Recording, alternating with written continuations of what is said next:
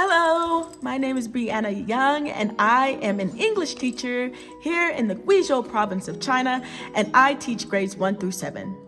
Now, before I came here, I had so many fears, I had so many doubts, and I didn't know what to do for just a little bit, even though I was going through the process. Luckily, there were great YouTubers out there that gave me some advice of what I should think about before I go. So I wanted to give you guys some advice. 7 things I want you guys to think about before you make that big move here to China. So get your notepad, get your recording studios on, and let's go ahead and get started, all right? Number 7, banks and money. Now, when you're thinking about banks and you're thinking about money, you may have a problem with your bank not being international. If your bank's not international, you may not be able to get in contact them if there's a problem. And you may not be able to withdraw the money you need whenever you're paying for things here in China. But more importantly, though all of that is more important, you might not be able to use that bank card here in China at all. So what should you do about this situation? Well, what I tried to do was contact the banks 2 months before. Make sure that they know that I'm going internationally, and make sure that their card is compatible here in China. So if I were you, I would go ahead and make that phone call. Hey, can my bank be used here? Hey, can I call you if I need you guys here? And more importantly, if I deposit money here, will it work? Also, a little bit of a secret. Even though you will get paid, sometimes it takes a month for you to get that paycheck. So if I were you, I would be thinking about saving money for about 2 months if you are here for 2 months and you can't pay for anything. Think about it before you go. Number 6, it gets cold. Even though I'm not in my jacket and my coat right now, it's still a little bit cold here. I got my heater underneath my desk and I'm trying to warm up. It gets wet and harsh here when it's cold. And even though this may not be a big thing for somebody, it could be if you're from a warmer region. If I were you, I would pack a couple of warm things here, just in case you're not ready for what's gonna hit you. And if you don't have the money to pay for it then, save up money and you'll be able to get something here. Sometimes the quality is even better here and it's a little bit cheaper here too. So think about it before you come here to be prepared for those harsh winter months. Number 5, not much training. You might just get thrown right in. So when it comes to a lot of English teachers that I've been watching on YouTube, they were warned a little bit that they were going to be just thrown in and not with a lot of training. This happened to me a little bit. I was brought in, told to go ahead and start teaching, and boom, that was it. Of course, that's what every teacher expects, but when you're just coming off a plane and you're just, hey, go ahead and get started, sometimes you just want a little bit of rest and you don't get it. So a couple of problems come in. You don't get enough rest before you get here. You don't get a lot of training of how to do things before you get here and after you get here. And one of the most important things, you might not get the resources that you usually get here. My advice and solution to this problem, get your training now. Get your ESL practicing in. Get your training on those websites and all of that and all the volunteering you can do so that you can be prepared for these situations and be good at adapting to.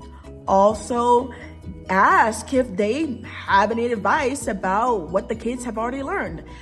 Learn about your grade. Ask what English they do know, and maybe you can build on with that. Get your lesson plans maybe in gear before this happens. Read a lot as well. Also, try to get as much resources as possible. Download it on your phone, get it in your bag so that when you're ready to go and get going, you don't have to worry about buying things, at least for a little while. You can buy things when you get here as well, so don't worry. You won't be without for everything, but just be aware that when it comes to being thrown in, it's very common. So be prepared for it. Number 4, it takes time and it takes money. Think about when you're starting this process. You might need to get your teacher certification. You might need to go and find that graduate degree that you stuffed in the back of your album. You might need to get your background investigation. You might need to get your health together. And you definitely might need to get that contract, you know what I'm saying? But more importantly, you need to get that visa. All of it takes time, all of it takes effort, and of course, all of it takes money.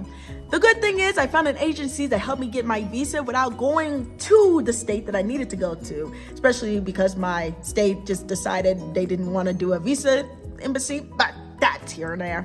My advice for you, find an agency that can help you to get all these things together, even if it does take money. Also, make sure to find some cheap resources to get this all together. And of course, start early. Don't wait too long and be in a rush and get burnt out. Start as early as possible. It may help you in the long run. So get on it and then pace yourself so that when you're ready to start this journey on the plane, you did everything you needed to do, you paid for what you paid for, and you saved whatever money you needed to save so that you can enjoy the rest of your time after that long process. Number 3, apps and SIM cards. In China, they use apps everywhere here. They use it for transportation, to order food, to order deliveries. And you would think that, of course, we do that here in our country, but where I came from, you didn't pay for everything through a phone. So you also have to download these apps way before you get here.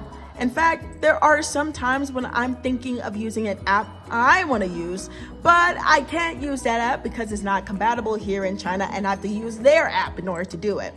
Maybe it's best that you get a SIM card here way before you get on that plane. Maybe do it when you're in the airport. My favorite SIM card app is definitely Hollyfly. But I will say that even though I did download an app, I didn't have a hard drive to download the SIM card app for my Chinese SIM card, which I also needed to order things online. I guess my advice for you is 1, download the apps that you need.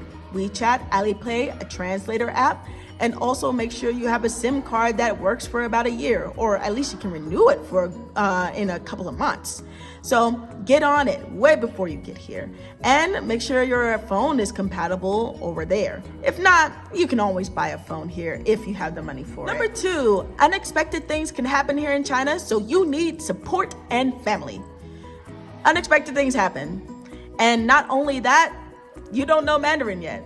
So what does that all mean? That means I'm going to be dealing with a lot of issues here? Maybe. And if you don't know how to work out, it not only will it get frustrating, but it can also be a little bit lonely. So my advice, work with that agent. That agent may be able to talk to the school in a way that you cannot. And they may also give you advice and the things you need so that you can be prepared. Also, work with the support you got in the school. They may be able to give you constant contact with the people that you need to contact, constant need for the people who know a little bit more about Mandarin than you do, of course, and can speak some English. And of course, make sure you get in contact with family and friends. Not only will they help you get advice throughout this very difficult time sometimes, but also give you some comfort. Also, it's good to just call up on your friends and make sure they're okay too. They miss you and you miss them. Why not give an update? It's also good for safety reasons. And number 1 thing to think about before you moving here is just do it. You can't prepare for everything. You can't get everything taken care of or control every part of your life. And yeah, you're not gonna always be able to figure out what happens next. And that could cause fears and doubts, especially in places where you cannot control. My advice, prepare as much as you can. Make sure you have good support and you support them so that you can deal with these situations. But most importantly, adapt and do it. Adapting to situations can help you get through so many things. And of course, just doing it helps you to move past that fear and doubt and do something that you've always wanted to do. It's a new adventure and it's great, but I want you to really press into yourself and ask yourself, do I believe in myself? And I want you to say yes, because I believe in you. I know that it's going to be difficult. I know it's going to be a little bit hard, but to tell you the truth, as long as you keep going, you'll make it to your destination. I believe in you, believe in yourself. And that's it. All 7 things I wanted to talk about. No, I know there's probably a lot more, but you tell me what you think. Other than that, thanks a lot and you have a great journey and a great day.